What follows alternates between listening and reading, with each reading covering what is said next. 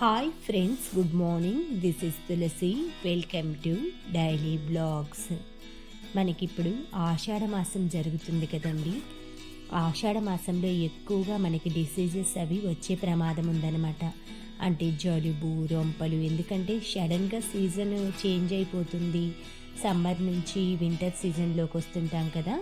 అలాంటప్పుడు చాలామందికి జలుబుతో స్టార్ట్ అయ్యి ఫీవర్స్ ఇలాంటివన్నీ వస్తుంటాయన్నమాట.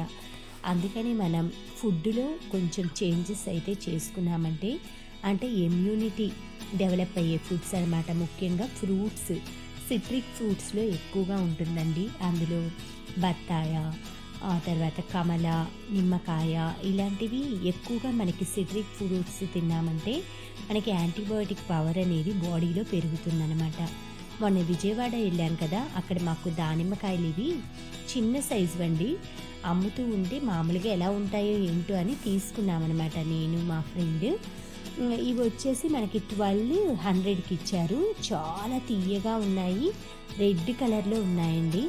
అవన్నీ అయితే మొత్తం సర్దేసుకున్నాను. డ్రాగన్ ఫ్రూట్ కూడా మాకు 50 రూపీస్కి ఇచ్చారు అక్కడ. ఇక్కడ 70 అలా అమ్ముతున్నారు మాకు లోకల్లో. తర్వాత ఈరోజు అయితే సాలడ్ చేద్దాము అనేసి ఆరెంజెస్ తీసుకొచ్చాం కదా. మనం అన్ని ఫ్రూట్స్లో ఈ ఆరెంజ్ సిరప్లో డిప్ చేసి తిన్నామంటే ఫ్రూట్స్ అన్నిటికీ కూడా దీని ఫ్లేవర్ వస్తుంది. ఈ సాలడ్ అయితే చాలా బాగుంటుందండి. ఒకసారి అయితే ట్రై చేయండి ఎప్పుడైనా. ఫస్ట్ అయితే మనం ఆరెంజెస్ని కట్ చేసేసుకొని ఒక బౌల్లో పెట్టుకున్నామంటే ప్రతిరోజు కూడా ఒక 4-5 పీసెస్ జ్యూస్ అలా పిండేసేసి ఫ్రూట్ పీసెస్ అన్నిట్లో డిప్ చేసి మొత్తం కూడా మనం లంచ్ తర్వాత కానీ డిన్నర్ తర్వాత కానీ అలా తీసుకున్నామంటే చాలా టేస్ట్గా అనిపిస్తుంది అనమాట. హెల్త్కి కూడా చాలా మంచిది. మనం డైరెక్ట్గా నిమ్మకాయ, ఆరెంజెస్ ఇలా తినే బదులు ఇలా ఫ్రూట్స్ అన్నిట్లో డిప్ చేసామంటే యాపిల్ కానీ ఇలాంటివన్నీ వెజ్జెస్లో కూడా మీరు చేయొచ్చు అనమాట. క్యాప్సికమ్ మల్టీ కలర్ ఉంటుంది కదా, ఎల్లో, రెడ్, గ్రీన్ ఇలా. తర్వాత కీరా ఇవన్నీ పీసెస్ కట్ చేసుకొని ఈ ఆరెంజ్ జ్యూస్లో డిప్ చేసేసి తిన్నామంటే సాలడ్ లాగా చాలా బాగుంటుందండి. యాపిల్స్ అయితే సీడ్స్ అన్నీ తీసేసి మనకి తినటానికి వీలుగా చిన్న పీసెస్ లాగా కట్ చేసుకోవాలన్నమాట. ఇది నేను రెగ్యులర్గా ఏదో ఒక ఫ్రూట్ సాలడ్ అయితే లంచ్లో డిన్నర్లో ఉండేట్లు ప్లాన్ చేసుకుంటాను. ఎక్కువగా లంచ్లో తీసుకోవటానికి ప్రిఫర్ చేస్తామండి. ఈవినింగ్ టైం ఏంటంటే లైట్ ఫుడ్ ఏదో ఉప్మాను, ఆ తర్వాత చపాతీ అలా తీసుకుంటాం కదా, బటర్ మిల్క్ తాగేస్తే సరిపోతుంది. కొంతమందికి ఈవినింగ్ టైం సిట్రిక్ ఫ్రూట్స్ అవి తింటే సూట్ అవ్వవు అనమాట బాడీకి. కొంచెం ఇచ్చింగ్ ప్రాబ్లం, ఎలర్జీస్ అలా ఉన్న వాళ్ళకి. అందుకే ఆఫ్టర్నూన్ టైం బాగుంటుంది. యాపిల్స్ అన్నీ కూడా కట్ చేసేసి బౌల్లో వేసుకున్నాము. మనం క్వాంటిటీని చూసుకొని పెంచుకోవచ్చు అనమాట. హాఫ్ యాపిల్ అయితే ఫస్ట్ కట్ చేశానండి. యాపిల్ ఇప్పుడు రెడ్ కలర్గా ఉంటాయి కదా, అవి పైన తోలంతా కూడా వగరుగా ఉంటుందండి. ఇలాంటి యాపిల్స్ అయితే పైన లేయర్ థిన్గా ఉంటుంది, స్వీట్గా కూడా ఉంటాయి. యాపిల్స్ ఒకప్పుడు వచ్చే యాపిల్స్, సిమ్లా యాపిల్స్ ఇప్పుడైతే రావట్లేదండి. అదివరకు తినేప్పుడు పిండిగా యాపిల్ అయితే ఎంత టేస్ట్గా ఉండేదో. ఇప్పుడు అంతా కూడా ఏదో బేరీకాయ తిన్నట్లుగా కరకర అంటూ ఉన్నాయన్నమాట యాపిల్ ముక్కలు. అలాంటి యాపిల్స్ అయితే మళ్ళీ చాలా రోజుల తర్వాత నేనైతే చూడలేదండి ఇప్పటి వరకు. తర్వాత దానిమ్మకాయ చూశారు కదా, ఈ చిన్న కాయలోనే సీడ్స్ బాగున్నాయి, కలర్ కూడా చాలా బాగుంది, తినటానికి కూడా స్వీట్. కొన్నిసార్లు ఏంటంటే మనకి పెద్ద బ్రాండెడ్ షాప్స్ వాటిల్లో కంటే ఇలా రోడ్ సైడ్ ఉండేవి న్యాచురల్గా ఉన్నవి ఎప్పుడైనా ఫస్ట్ ప్రిఫర్ చేయండి. ఎందుకంటే వాళ్ళకి రోడ్ సైడ్ పీపుల్కి చిన్న బిజినెస్ చేసేవాళ్ళు కదా, వాళ్ళని ఎంకరేజ్ చేసినట్లుగా ఉంటుంది. అంతేకాకుండా ఫ్రిడ్జ్, ఏసీల్లో నిల్వ ఉండేవి అవి చాలా రోజుల నుంచి నిల్వ ఉంటాయి కాబట్టి మనం ఇంట్లో కూడా అన్ని రోజులు పెట్టుకోలేమన్నమాట. అందుకే ఈ ఫ్రెష్ ఫ్రూట్స్ అనుకోండి, వాళ్ళు బండి మీద ఈవినింగ్ టైం కల్లా అమ్మేసేసుకొని వెళ్ళిపోవాలి. అలాంటప్పుడు త్వరగా బిజినెస్ అది జరిగిపోతుంది. కాబట్టి ఇవి ఏ రోజుకి ఆ రోజు పండినవి ఒక 2-3 డేస్ కంటే ఎక్కువగా స్టాక్ అయితే ఉంచరు. అదే ఏసీ మాల్స్లో అనుకోండి, వాళ్ళు ఎప్పుడు తెస్తారో తెలియదు, చూస్తానికి ఫ్రెష్గా ఉంటాయి. తెచ్చాక కూడా మనం ఫ్రిడ్జ్లో పెట్టుకోవాలి. 1 డే మనం బయట పెట్టామంటే మార్నింగ్ కల్లా అదంతా మెత్తపడిపోవటము, ఒకవైపు పాడైపోవటం అలా జరుగుతుంది. ఎప్పుడైనా న్యాచురల్ ఫ్రూట్స్, ఆ రోడ్ సైడ్ వాటికి ఫస్ట్ ప్రిఫరెన్స్ ఇవ్వండి. తర్వాత దొరక్కపోతే ఎలాగో మాల్స్‌లో కొనుక్కోవాలి. యాపిల్ అయితే ఇలా కట్ చేసి చిన్న పీసెస్‌గా, దానిమ్మకాయ కూడా యాడ్ చేశానండి. ఇందులో హాఫ్ ఉసిరికాయ కూడా వేస్తున్నాను చిన్న పీసెస్ కట్ చేసి. ఉసిరికాయ కూడా చాలా ఎక్కువ సి విటమిన్ ఉన్న మనకి ఫ్రూట్ టైప్ అండి. తర్వాత ఇలా పీసెస్గా కట్ చేసుకున్న కమలా వచ్చేసి జ్యూస్ లాగా పిండుతున్నాను. మనం మొత్తం కమలా పిండేసామనుకోండి, అది అంత జ్యూస్ అవసరం ఉండదు దీనికి. మనకు కావాల్సినంత మొత్తం పిండేసినా కూడా అది చేదొస్తుందనమాట. అంటే స్టాక్ పెట్టుకుంటే. అందుకే ఇలా పీసెస్ అనుకోండి చేదు రావు మనకి. కట్ చేసిన తర్వాత ఎంత కావాలో అంత క్వాంటిటీ 4 పీసెస్ అయితే నేను పిండుకున్నాను. మొత్తం ఇలా కొంచెం సేపు డీప్ చేసి పల్లీలు ఒక గుప్పెడు నిండా పల్లీలు నానపెట్టేసుకొని ఈ సాలెడ్లో యాడ్ చేసేసుకొని, ఇది నేను ఒక రెస్టారెంట్లో చూశానండి ఈ రెసిపీ. అప్పటి నుంచి ట్రై చేస్తూ ఉన్నానన్నమాట. అప్పుడప్పుడు సీజనల్గా ఫ్రూట్స్ అన్నీ దొరికినప్పుడు మీరు వెజిటేబుల్స్లో వేసుకోవచ్చు, ఈ ఆరెంజ్ సిరప్ ఇలా ఫ్రూట్స్లో వేసుకోవచ్చు. దాంతోపాటు కొంచెం పల్లీలు, కొబ్బరి తురుము, లైట్గా బ్లాక్ సాల్ట్ వేసేసుకొని తింటే చాలా టేస్ట్గా ఉంటుంది. తర్వాత ప్రతిరోజు కూడా గణపతికి నేను గ్రాస్ అనేది ఆర్టిఫిషియల్గా ఇక్కడ పెట్టిన గణపయ్య కూడా చేంజ్ చేస్తూ ఉంటానన్నమాట. అంటే డైలీ కూడా నేను బ్యాడ్మింటన్ నుంచి వచ్చేప్పుడు మాకు గరిక అది దొరుకుతుందనమాట. తీసుకొచ్చుకొని అలా పెట్టేస్తాను. కొంచెం దేవుడి దగ్గర కూడా నా దగ్గర 3 గణపయ్యలు ఉన్నాయన్నమాట. ఇది కూడా గణపయ్య ప్లేట్ అండి. చింతపండును కొంచెం మనం సర్ఫ్ అది వేసేసి క్లీన్ చేద్దామని అలా క్లీన్ చేస్తున్నా. దీపారాజన కుందులు అన్నీ క్లీన్ చేసుకొని పూజ అయితే చేసుకుంటున్నానండి. ఈరోజు సేమియా పాయసం చేశానన్నమాట. పాలు అవి ఆవు పాలు అది వేసేసి సేమియా పాయసం ఎప్పుడైనా ఫ్రైడే రోజు అలాగా దొరికాయంటే మాత్రం చేస్తానన్నమాట. మామూలుగా టెట్రా ప్యాకెట్గా ఆ ప్యాకెట్ కాకుండా మాకు జెర్సీ పాలు అమ్ముతారు కాలనీలో. ఎప్పుడైనా ఒక 1/2 లీటర్ అలా తెచ్చి పెట్టమంటే తీసుకొచ్చి పెడతారు. ప్రతిరోజు అయితే తీసుకోమండి జెర్సీ పాలు. ఎప్పుడన్నా ఒక్కసారి ఆవు పాలు కావాలి అనిపిస్తే తీసుకొని అలా పాయసం అలా చేసేస్తాను. ఇవన్నీ మా చెట్లువేనండి, కనకాంబరాలు అవన్నీ. ఈరోజైతే అలసంద వడలు చేద్దామనేసి అలసంద పప్పునైతే నానబెట్టానండి. ఒక 5 అవర్స్ మార్నింగే నానబెట్టుకున్నాను. ఇడ్లీ పిండి అది వేసేసాక అదే గ్రైండర్లో అయితే అలసంద పప్పు అయితే వేసుకున్నా.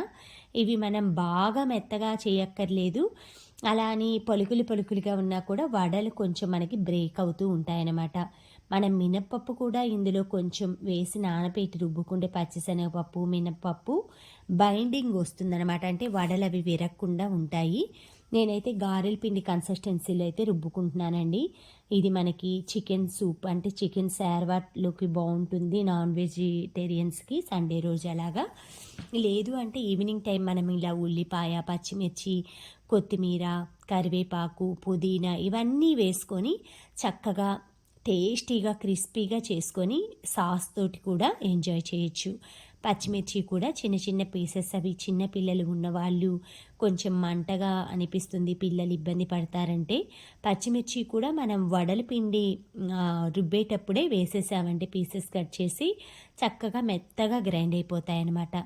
ఆనియన్స్ కూడా సన్నగా ఎక్కువ వేసుకున్నామంటే ఆనియన్స్ వడల టేస్ట్ కూడా చాలా బాగుంటుందండి. నేను ఆనియన్స్ అయితే ఎక్కువగా యూజ్ చేస్తూ ఉంటానన్నమాట. మనకి పెద్దవాళ్ళు అంటూ ఉంటారు కదా, ఉల్లి చేసిన మేలు తల్లి కూడా చేయదు అనేసి. ఎప్పుడైనా కూడా మనం గార్లే పిండి రుబ్బేటప్పుడు ఫస్ట్ వేయకూడదండి సాల్ట్. మనం తోడే టైంలో సాల్ట్ వేసుకోవాలన్నమాట. ముందుగా వేసామంటే పిండి అనేది జావ అయిపోతుంది. మనకి గారెలు వేసినప్పుడు ఆయిల్ ఎక్కువ పీలుస్తుందన్నమాట. ఈ టిప్ అయితే ప్రతి ఒక్కరికి కూడా యూజ్ అవుతుంది. తర్వాత అంతా గారెల పిండి కానీ ఇడ్లీ పిండి కానీ మనం వేసిన వెంటనే రోలుని అలా వదిలేయకుండా గ్రైండర్ని కొంచెం వెంటనే మనం వాటర్లో పెట్టేసామంటే షింక్లో కొంచెం సేపు నానబెట్టామంటే వెంటనే పోతుందన్నమాట. ఈ వడల పిండి, ఇడ్లీ పిండి రుబ్బాక కొంచెం అలా వాటర్ అంతా కూడా పోస్తే చక్కగా పోతుంది. లేదు మనం అలాగే వదిలేసామనుకోండి ఎండిపోయి చాలా టైం పడుతుంది, వాటర్ కూడా ఎక్కువగా వేస్ట్ చేయాల్సి వస్తుందన్నమాట. అలా అయితే క్లీన్ చేసుకోండి. తర్వాత గారెల పిండిలో మొత్తం తోడిన తర్వాత ఉల్లిపాయలు కట్ చేసినవి, పచ్చిమిర్చి, తర్వాత నేను పుదీనా ఎక్కువ వేస్తున్నానండి. ఫ్లేవర్ అయితే చాలా బాగుంటుంది. పుదీనా, కొత్తిమీర ఈ వడల పిండిలో అయితే అందులో మెయిన్లీ అలసంద వడల్లో పుదీనాతో చాలా బాగుంటుందన్నమాట. పుదీనానైతే ఆకులు ఆకులుగా ఇలా వలిచేసి మొత్తం వేసి మొత్తం మనం ఈ ఫినిషింగ్ ఇదంతా కూడా మిక్సీలో వేసినప్పుడు ఎక్కువ బీట్ చేయాల్సి వస్తుందండి. అదే మనం గ్రైండర్లో అనుకోండి ఎక్కువ బీట్ చేయాల్సిన పని కూడా ఉండదు. బట్ పుదీనా ఇవన్నీ వేసాం కదా, కొత్తిమీర, ఆనియన్స్ ఇవన్నీ, అందుకే అవన్నీ కూడా పిండికి పట్టేలాగా అయితే నేను మొత్తం కూడా మొత్తం అలా కలిపేస్తున్నాను అనమాట. ఇలా మనం కలుపుకొని ఉప్పు, సాల్ట్ అది చూసుకొని ఇందులో సోడా, ఉప్పు ఇలాంటివి ఏమీ వేయనండి. ఎందుకంటే హెల్తీగా ఇంట్లో చేసుకుంటున్నాం కాబట్టి హెల్తీ వేలోనే చేసుకోవాలి. సోడా, బేకింగ్ పౌడర్ ఇవన్నీ కూడా బయట ఫుడ్ అమ్మేవాళ్ళు ఇలా టేస్ట్ కోసం యాడ్ చేస్తూ ఉంటారనమాట. అవి కొంచెం క్వాంటిటీ అంటే సైజ్ పెరుగుతాయని సోడా అది.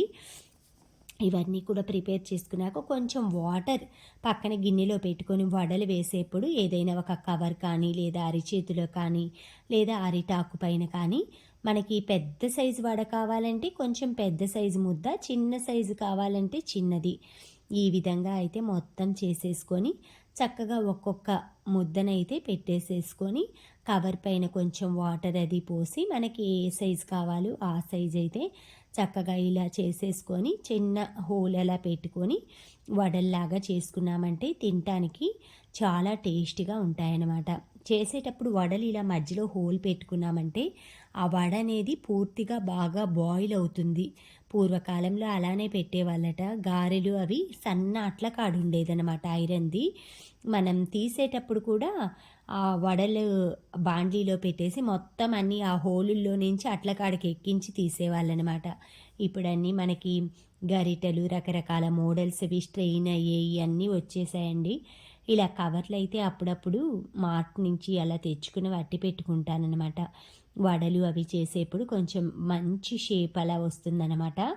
ఒకే సైజులో ఆ విధంగా ఈ బాండ్లీలో అయితే మొత్తం 7 అలా వేసుకోవచ్చండి వడలు ఒక్క ట్రిప్కి. స్టీల్ బాండ్లీలలో పెద్దది మనం పెట్టినా కూడా ఆయిల్ ఎక్కువ పోయాల్సి వస్తుంది. మళ్ళీ హీట్ చేసిన ఆయిలే ప్రతిసారి చేసినా కూడా మన హెల్త్కి మంచిది కాదు కాబట్టి నేనైతే ఇలా చిన్న బాండ్లీలోనే చేసుకుంటానండి. తర్వాత ఇది మళ్ళీ ఫ్రై ఐటమ్స్కి కానీ అలా తొందరగానే వాడేస్తాను. ఎక్కువ రోజులైతే కాచిందే అలా కాయనండి. తొందరగా అయిపోయేటట్లుగా 1-2 టైమ్స్ బాయిల్ అయిపోగానే అది మళ్ళీ కర్రీస్లో కానీ అలా యూజ్ చేసేసుకుంటాము. కొన్ని రెస్టారెంట్లు అయితే అంటే మంచి ఫేమస్ హోటల్స్లో అలాగా 1 టైం అలా బాయిల్ చేసిన తర్వాత మళ్ళీ టిన్స్లో ప్యాక్ చేస్తారట. అవి మళ్ళీ అమ్ముతారట సేల్స్కి. అది కూడా నేను విన్నాను, చదివాను కూడా కొన్ని బుక్స్లో. ఎందుకంటే వాళ్ళు పెద్ద రెస్టారెంట్లో కొన్ని రూల్స్ ఉంటాయన్నమాట. ఇన్నిసార్లు ఈ ఆయిల్ని ఫ్రై చేయాలి. కొంతమంది మంచిగా ఫాలో అవుతూ ఉంటారు ఆ రూల్స్. అవన్నీ కూడా వాళ్ళు ఏంటంటే సెకండ్ ఫ్రై చేయకుండా టిన్స్లో మళ్ళీ ఫిల్ చేసేసి అవి రీసేల్ చేస్తారట. అలా కూడా చాలామంది పర్చేస్ చేసి ఫస్ట్ క్వాలిటీ ఆయిల్ లాగా అమ్ముతూ ఉంటారండి. మనం ఏదన్నది గెస్ట్ చేయలేం కదా, బాయిల్ చేశారా చేయలేదా అన్నది కూడా గెస్ట్ చేయలేమన్నమాట. అలాంటప్పుడు ప్యాకింగ్లు కొనుక్కుంటే కూడా బెస్ట్. పెద్ద పెద్ద టిన్ల కంటే ప్యాకెట్స్ అనుకోండి అవి మళ్ళీ మళ్ళీ కంపెనీస్ నుంచి డైరెక్ట్గా వస్తాయి కాబట్టి హోటల్స్ నుంచి అలా టిన్స్ రూపంలో రావు కాబట్టి ప్యాకెట్కే ప్రిఫరెన్స్ ఇస్తాను నేను. అయిపోయినప్పుడు ప్యాకెట్ అది సీల్ తీసుకొని నా దగ్గర ఆయిల్ టిన్స్ ఉన్నాయన్నమాట, అందులో పోసేస్తాను. తర్వాత వడలన్నీ కూడా కాల్చుకున్నామండి. ఇవి మనం చల్లారిన తర్వాత తినచ్చు. వేడి వేడిగా కూడా టమాటా కచప్పు అలాంటి వాటితో తినచ్చు అనమాట. ప్రతి ఒక్కరూ కూడా ఈ అలసంద గారెలన్నీ ఇష్టపడతారండి. పచ్చిశనగపప్పు వడలు, అలసంద గారెలు ఇవి కర్రీ కూడా చేస్తారు చాలామంది. ఇవి అందరూ ప్రతి ఒక్కరూ కూడా ఈ హెల్దీ ఫుడ్ అయితే తప్పకుండా ట్రై చేయండి. Thank you friends. Thank you for watching. Thank you for valuable time. Have a safe day. Please like, share, subscribe my channel Tulasi vibes.